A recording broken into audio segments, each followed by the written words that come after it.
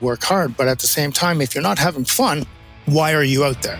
Welcome to Midland Money Mindset, your weekly dose of inspiration and insights to ensure you enjoy each step of your journey. Whether you're saving for the future, planning your next big adventure, or simply looking to add more joy to your life, you've come to the right place. Now, let's dive in. What do you do when life after pro sports and even a high-powered career at PepsiCo leaves you successful but not fully fulfilled? Paul Cohen knows that pain. As a record-breaking AHL goalie turned corporate leader, he chased performance until he realized what he was missing: purpose. His vision? To change the game literally by bringing joy, confidence, and connection to young athletes and their families. Through Twig and Biscuit, ultimate hockey fans, and coaching camps across continents, Paul is redefining what it means to lead, inspire, and live with meaning. If you're seeking reinvention, legacy, and leadership beyond the boardroom, this is the conversation you didn't know you needed. I'm Larry Sprung, your host for the Midland Money Mindset and founder and wealth advisor of Midland Financial. Let's dive into today's show. Well, I am super excited today to have Paul Cohen with us, and welcome to the show, Paul. Thanks, Larry. Appreciate you having me on. Yeah, so listen, we're going to talk a lot about what you are up to today. But before we jump in and dive into that full tilt, can you share a little bit about your background, who you are, and what brought you to the point of where you are today? Well, that's a long question, but I'll streamline it for you for sure. I grew up in Southern Ontario, primarily in the Windsor, Ontario area. Initially, when I heard the theme from Hockey Night in Canada and heard Foster Hewitt say, "He shoots, he scores," I knew exactly what I wanted to be when I grew up. And, I followed that path all the way through. I had the opportunity to play all my junior hockey in Ontario. Ended up with a scholarship, went to St. Lawrence University, where we were fortunate to win back-to-back and went to the Final Four. And then got to live my dream of being a professional hockey player. Played in a few different organizations. The highlight, I guess you would say, of my career is that I was the first goalie in the American League to score a goal. Oh, wow. Yeah. And then actually score a goal. I know that there was somebody that got credited for a goal because he was the last one that touched the puck, but I actually shot it down and scored. And then from there, I had the opportunity to be the first goalie import to play in Austria. And then all during this time, started my own goaltending schools after my initial rookie season of professional hockey. From there, I had a really good friend of mine give me the opportunity to work for PepsiCo for 15 years. And then during that time, I had a few different entrepreneurial ideas that I wanted to look at. And then, like in any corporate America job, when you get parachuted, I had the opportunity to start Ultimate Hockey Fans. And then we wrote, with my best friend, Lee Elias, we wrote a children's book that won North American Best Kids Book in 2024, Twig and Biscuit. And I'm sitting here with you right now. Amazing. Great stuff. Great journey. And I was unaware of that. Great job scoring that first goal. So thanks. That's quite a task. I know many goals. Yeah, unassisted, by the way. There you go. All right. There you go. It's there in, perpetuity. So there's a lot of jokes in the hockey community about goalies, as you know, right? And kind of their demeanor and who they are. How did you end up as a goalie? How did that all come to fruition? That's a funny story. I started playing when I was 5 years old, and you had to be 6 to be on a team. So my dad was fortunate enough to get a sponsor and coach the team. Had no idea what hockey was or even knew what lines were, but I started actually as a forward. And back in the Centennial Arena Toronto days, they had the 2-minute buzzer. So no matter where you were, what was going on, they would blow the buzzer, you line change. And being the youngest on the team and wanted to play as much as possible, every time I was on the bench, I started crying because I wanted to be on the ice. So Fortunately, one game, our goalie didn't show up. Dad was going around the dressing room and asking, who wants to play? Who wants to play? And he asked me, no, I don't want to play. He goes, but you can stay on the ice the entire game. I was like, I'm in. and that's really how I started. Just from that point on, and I was just a goalie. Had the opportunity to play out once a season until, of course, he got into the midget age group. But yeah, no, I've always been a goalie. Okay. So I remember when my sons wanted to try out goalie in like an open skate, and he padded up and went down, and I was out on the ice with him, and he went down, and I hit him in like an awkward spot, maybe on purpose, like subconsciously, but not on purpose. I don't know. And he was like, ow, that hurt. He goes, I don't want to be a goalie. I don't want to have taking pucks all day. So I was like, I guess I did my job, because I was just looking at the cost of the pads and the equipment and everything else, It was crazy. Larry, I can't tell you how many parents and good friends of mine have asked me that. He goes, hey, do me a favor during my goalie schools. I really want to make sure he wants to be a goalie, if you know what I mean. So Put him through the paces. That's funny. Yeah. So let's talk about your goalie schools for a minute. When you coach and you run camps, your motto is work hard and have fun. And I think that is a great motto, and we really need more adoption of that. What do you wish players and parents understood about the need of both of those? I think nowadays, especially with all the different trainers and everything, parents somewhat push their kids instead of letting them grow into it. And I mean, to have that work hard ethic. Growing up in a modest family, I was out in the scrapyard working at 14 years of age and knew what hard work was. You had to make your $3.50 an hour to be able to go buy things. And it was just something at the camp, as I always told the kid, you got to work hard because, in my mind, your parents were paying this amount of money and you were at the camp, and I was going to give them every last ounce of my energy to be able to make sure that by the end of the camp, you're going to be a better goalie. So that was my motto, was work hard. But at the same time, if you're not having fun, why are you out there? So there's that fine balance, is that later on, I learned that it's not all about how hard I wanted you to work. It was how hard you could actually push yourself and I tried to push them just through that little extra. But success is based on perception. And I'll never forget when I first came down to Florida to run my goalie camps, the competitive level that I left up in Ontario was high. Everybody wanted to play AAA. Everybody wanted to go to junior. And down here was a little bit different.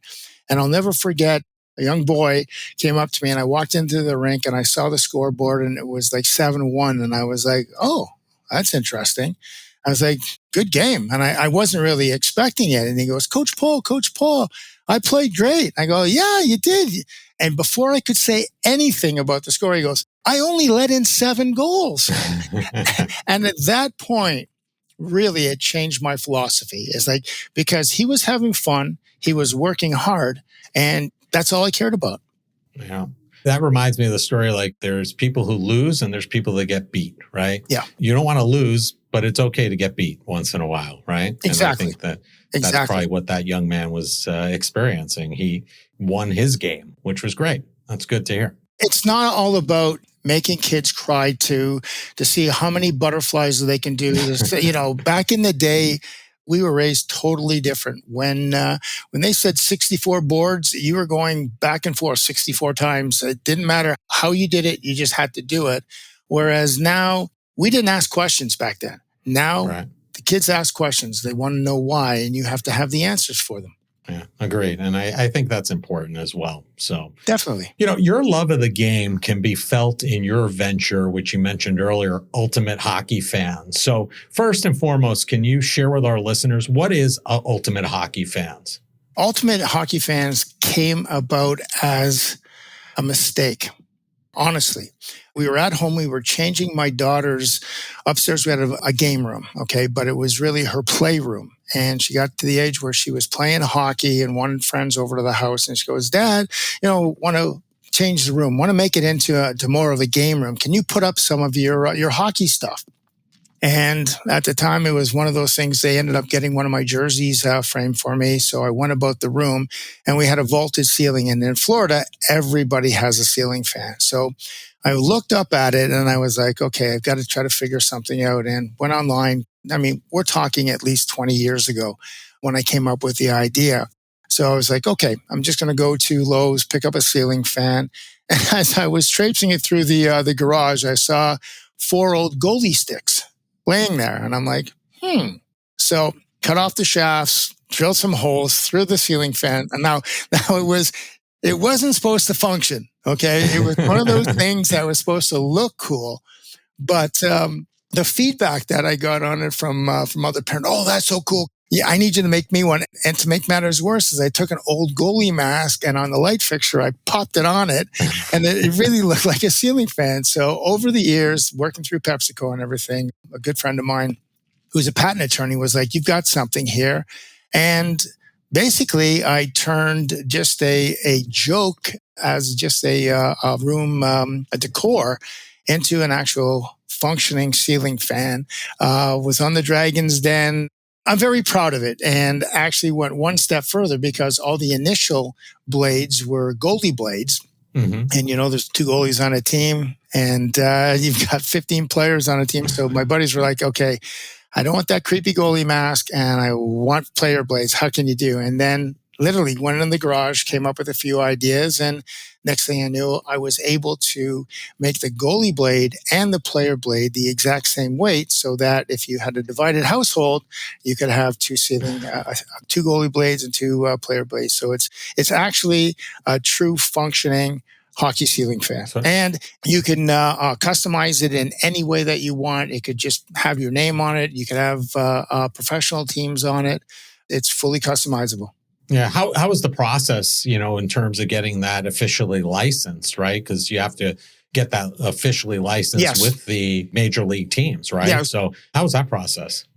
It's a challenge, to say the least. But at the end of the day, it's with the NHL, as we all know, it's about money. Right. And it's about getting the licensing and paying the royalties and so on and so forth. So it's one of those processes that I'm glad I went through, and I understand it. And it's similar to the other sports as well. Do you know finances can be joyful with your partner? We created a fantastic guide for couples to start their journey surrounding their finances. Head over to Midland.us/couplesjoy to download your free copy today. Don't miss out. Start bringing more joy into your financial conversations. One of the things I've heard you talk about is civility and being the difference that you want to see in the world. And I think this kind of plays into also what you said about that experience with that young goaltender, right? And also how kids now are asking, why am I doing this versus, oh, I got to do the 64 boards because I got to do it, right? Exactly. Can you share why you believe that this perspective around civility can be so impactful? Definitely. I believe civility isn't just about politeness. It's about recognizing the dignity of others, even when we disagree. And when we choose to lead with respect, empathy, and curiosity, we create that space for real dialogue instead of division. I believe it really has a ripple effect because people respond in kind. It eases the tension, and you know what? Collaboration becomes possible. Being a difference that you want to see in the world means living your values every moment. And I'll give you some examples. It's like, how do you speak to a cashier? How you listen to colleagues in hockey and sports? It's how you handle a conflict in a team setting. You're looking at it and it may seem small, but to inspire trust, again, inspiring trust and setting a standard around you, people follow. And over time, it will, in my opinion, it will shift the culture. Establishing trust is everything as far as I'm concerned. And I'll give you an example. On a team I just recently coached, to try to establish trust and to form that culture that we were looking for, we focused on 3 pillars: team, teammates, self. Okay? When you really think about that, if you go out of order, the system gets broken. All right. And that's why I see this perspective is so powerful. And it starts with us, but it never ends with us, Larry. Right. And I think that's really applicable, that those 3 pillars are really applicable to business too, right? You probably saw it within your time at PepsiCo. It's really no difference between creating a team on or off the ice or on or in or out of the boardroom, correct? It's the same as building any team, especially in corporate America, to have those three pillars and worry about the organization and then the team that you represent, and then yourself to make it the best that you can be to be able to fit into that team. One of the things that I'm sure you're very familiar with from your time of playing hockey and moving up the ranks is the importance of having a routine, right? Mm-hmm. And making things so innate that you don't even have to think about it. You just know what you have to do, which makes things easier when you have to perform on the ice. What do you wish that aspiring athletes understood about routine? Because it is so important. I think I learned routine from a very young age, watching my dad do the same routine every single morning to gain the right frame of mind to go to work, to be able to do that. And then it started off as superstition. You don't want, when you're a young kid, you're winning, so you never wash your underwear type of thing. But the routine, all of a sudden, when you get into the junior, and now it's even more prevalent because you see the kids starting at such a young age where they're working on so many on and off ice techniques where, for instance, let's talk about the off ice. Now, again, you have them doing plyometrics or watching what they eat, and you sort of take a step back and go, is that the discipline that we really want to teach them? Because where does the fun start coming in? Okay. And then when you take a look at the on ice aspects of it as well, all right, your routine from working out will carry on to your off ice working habits. And that's, back in the day, we had hockey schools, and you go to the hockey schools, you work hard in your hockey schools, you go out and you try out, and hopefully you make the team. Whereas now in a lot of the organizations, the hockey school is really a thing of the past, I believe. And the reason being is that these teams are chosen right after the season. So it doesn't give the kid. So for instance, when you're 12 to 14, that's a huge age gap. When you take a look at that, you could grow 6 inches. You can put on 15 pounds.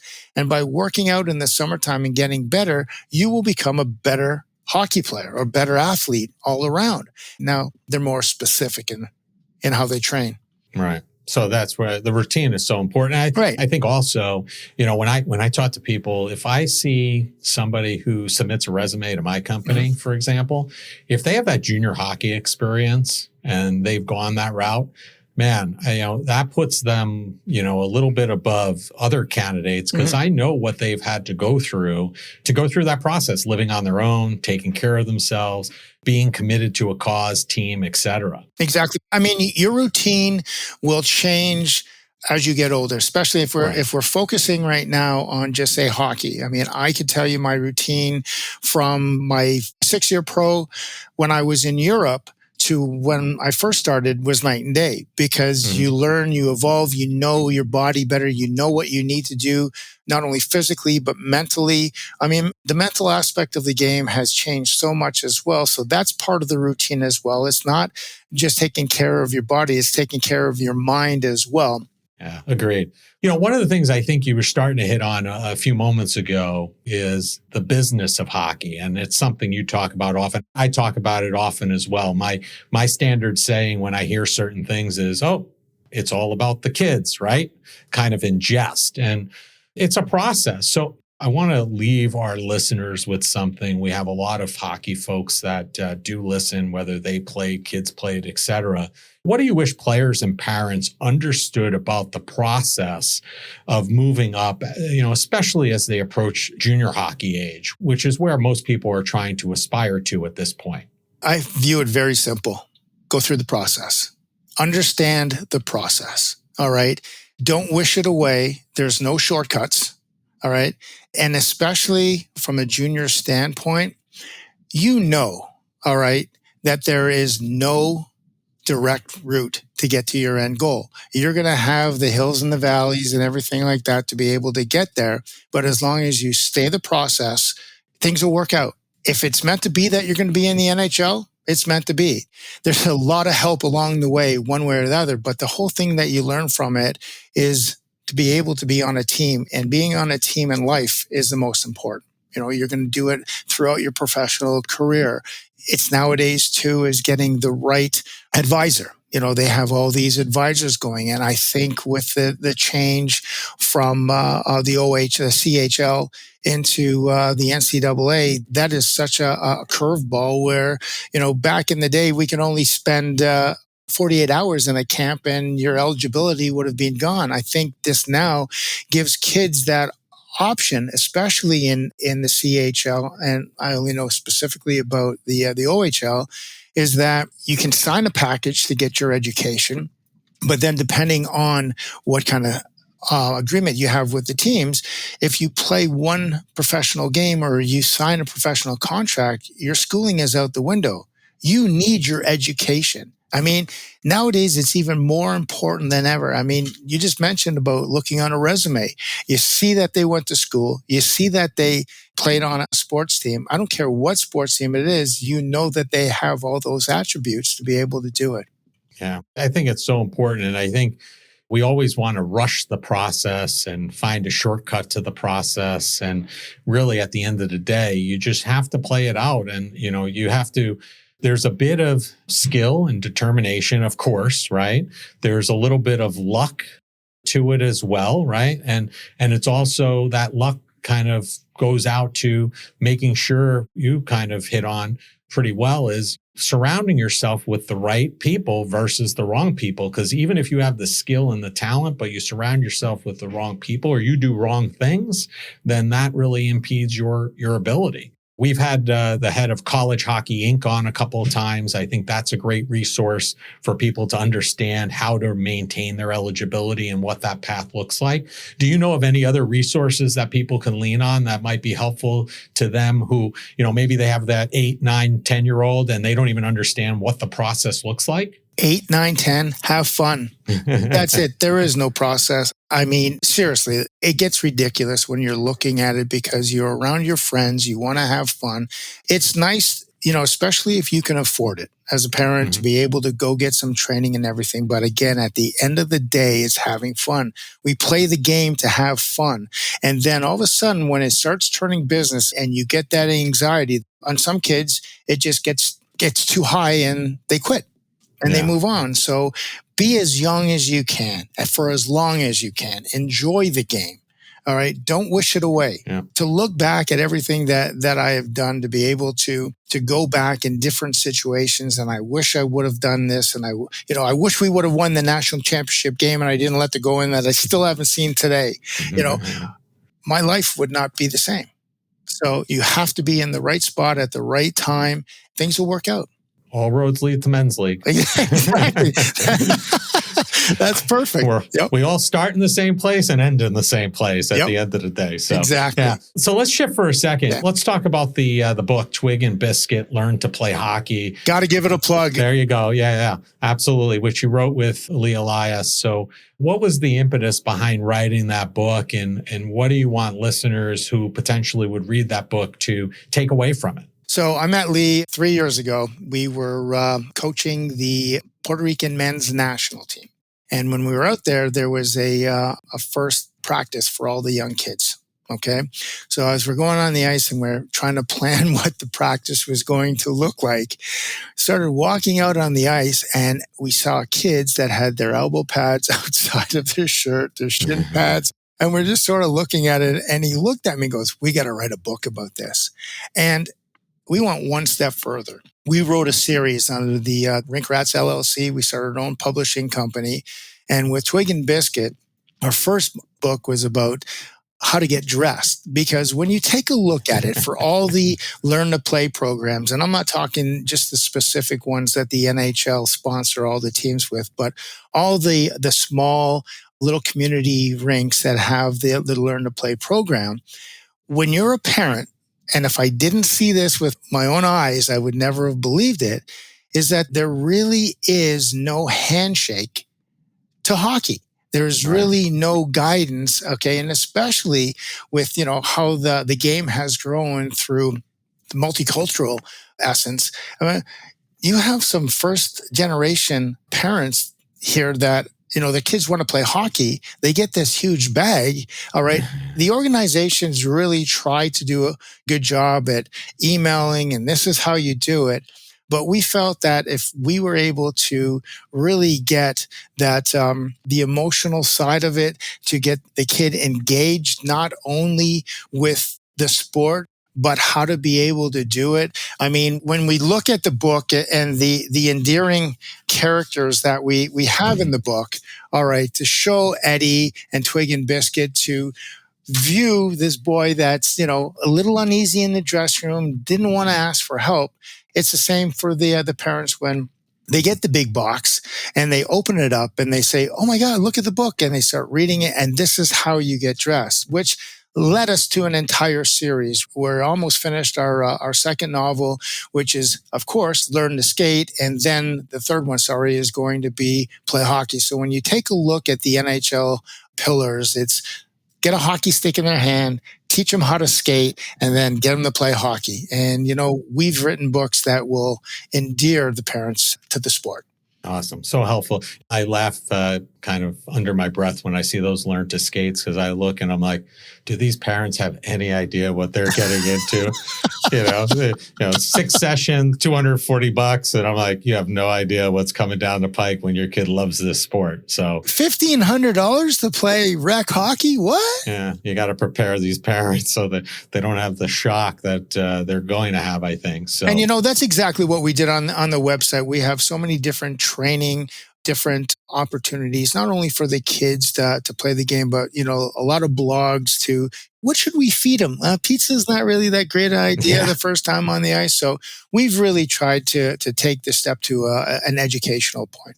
So helpful. And thank you for doing that. Thank you. So listen, before we wrap up with the last question, the second to last question I'm going to ask you, because you're a hockey guy through and through. Who's your team and what's your prediction for the 25-26 season? You know what? That's a tough one there, because I got to be careful about aging myself. I was around when the Leafs did win the last cup. Okay. Don't remember it at all. All right. But growing up in Ontario, especially Southern Ontario, Toronto has always been my team. Mike Palmatier, can remember it, watching him in Maple Leaf Gardens for the first time. So with the heart, I'm going to have to go with Biz, and I'm going with the Leafs. Good luck, Marner. Wish them all the best. But you know what? Sometimes you got to take a step back before you can move forward. So I'm going with the Leafs, and you can't give up on Edmonton. They've got such a special group there, and I wish Hyman would have been healthy for that the last series, because who knows what would have happened. He's such an impact player as well. So I'm going to go all Canadian final. Wow. Leafs and Oilers. Okay. All right. Sounds good. We'll see if that comes to fruition. I would love, I'm a diehard Ranger fan. I don't think they'll be anywhere in the mix. I hope they prove me wrong by me just saying that, but I just don't see that happening. But we'll see. But Paul, it's been a pleasure having you on, and we end each of our shows asking each of our guests the same final question, because our listeners are waiting for this, because we are all about joy on this show. And that is, what did you do today that brought you joy and put you in the right mindset for success? It goes back to routine, Larry. What I do almost every morning, as long as it's not pouring rain, I go for a 2-mile walk with my dog, Henry. Awesome. Well, sounds like a great way to start the day. And hopefully the rains, when they do come, they come in the afternoon shower. So you get that early walk in, right? Yeah. And I'd be remiss, because our older dog, Jack, is the second little walk, but that's just a little trip walk. But there you go. Being able to walk both the boys in the morning makes my day perfect. Precious time with them. I think about fondly with my boys now 19 and 22. I think about the 10 minutes I had in the car driving them to school each and every day. I miss that, but I'm glad I treasured it when I could. So listen, Paul, we're going to have all of your information in the show notes, but if people want to learn more about Ultimate Hockey Fans, or what you're doing with the book writing and Learn to Play Hockey, what's the easiest and the best way for them to learn more and connect with you? Easy. Just simply go to ultimatehockeyfans.com or twigbiscuit.com. Awesome. Made it very easy. Thank you so much. Go check it out. If you're a hockey fan, it's something to definitely take a look at. If you're not a hockey fan, you could take a look and become one. I appreciate your time, Paul, joining us and sharing your story, and enjoy the day. Thanks, Larry. Appreciate your time. Paul, thank you for opening your heart and sharing a journey that goes far beyond the rink or the boardroom. Your story is a powerful reminder that success means nothing without purpose, and that joy, resilience, and legacy are what truly matter. You didn't just inspire us today, you showed us what's possible when you lead with love, courage, and conviction. Paul Cohen and all he is up to can be found across most social media platforms. All the contact information needed to find them can be found in the show notes. Thank you for joining us on this episode of Midland Money Mindset. Remember, it's not just about the money, it's finding joy in the journey and embracing the right mindset. If you love the show, be sure to subscribe, rate, and leave a review. Don't forget to follow along for more tips and inspiration. Please visit the social links below to connect with Larry or his guests. Until next time, keep smiling, keep thriving, and remember to think about, what did you do today that brought you joy? The opinions voiced in the Midland Money Mindset Show with Lawrence Sprung are for general information only and are not intended to provide specific advice or recommendations for any individual. Past performance is no guarantee of future results. All indices are unmanaged and may not be invested into directly. Investing involves risk, including possible loss of principal. No strategy ensures success or protects against loss. To determine what may be appropriate for you, consult with your attorney, accountant, financial or tax advisor prior to investing. Investment advisory services offered through CWM LLC, an SEC registered investment advisor. Guests on the Midland Money Mindset Show are not affiliated with CWM LLC.